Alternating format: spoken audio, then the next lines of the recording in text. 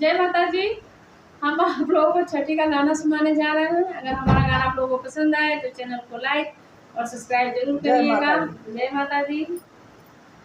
घरवा के रजवानी फूल बाबू गइल हाजीपुर बाजार। घरवा के रजवा सचिन बाबू गइल हाजीपुर बाजार। घरवा के रजवाड़ा दूल्हा बाबू गइल हाजीपुर बाजार। चुंदरी बेसरी बाबू ले आइल डाले अम्मा के गोहार।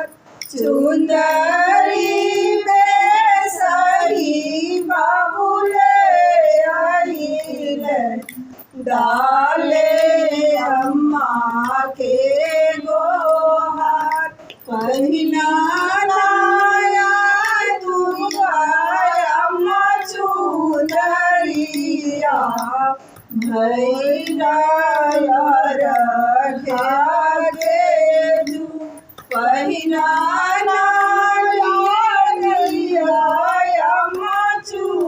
चुंदरिया भैया रखा के जू। मोरा भइल मोरवा बोलुए भइल रखा के जू।